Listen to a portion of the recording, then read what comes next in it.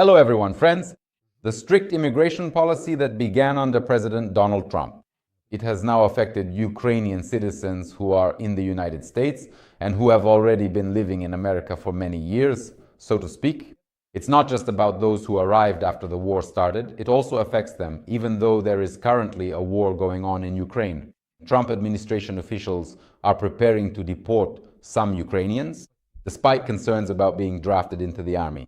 American journalists spoke with Ukraine's ambassador to the US, Olha Stefanishyna, and she stated that the Ukrainian embassy has information about approximately 80 Ukrainian citizens who have received final court orders for deportation.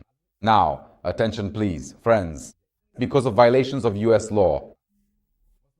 Mostly these are people who have committed crimes on the territory of the United States and are currently in custody.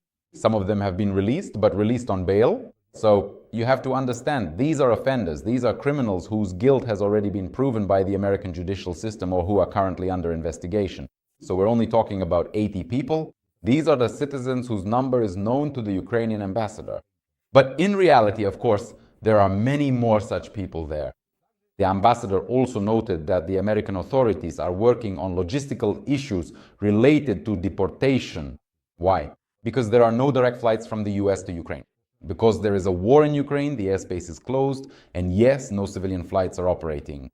Therefore, most likely, these Ukrainian citizens will be transported by charter flights to Poland, and in Poland, AIS staff or the police will then hand them over directly to Ukrainian border guards, that is, to the Ukrainian authorities. And then accordingly, they will be taken to Ukrainian territory. And once they fall into the hands of the Ukrainian border guards, the Ukrainian authorities, we can of course clearly understand what will happen to these men. Most of them are men, right?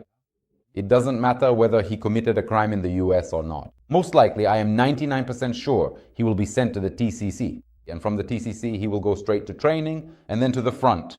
The American authorities won't stand on ceremony with anyone, unlike, for example, the German authorities, who only make promises and talk about the need to deport and so on.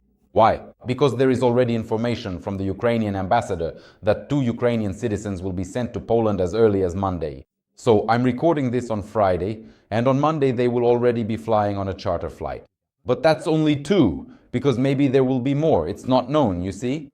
The Washington Post spoke with the families of at least 2 other detainees who were told they would be sent back to Ukraine as early as Monday. So on Monday they will all be flying there. One of the detainees told American journalists that he was officially informed by AIS staff that he would be flown to Poland from the US on a charter flight and then handed over to the Ukrainian authorities who would take him to Ukrainian territory. Obviously, these people do not want to return to Ukraine. They have now hired lawyers there.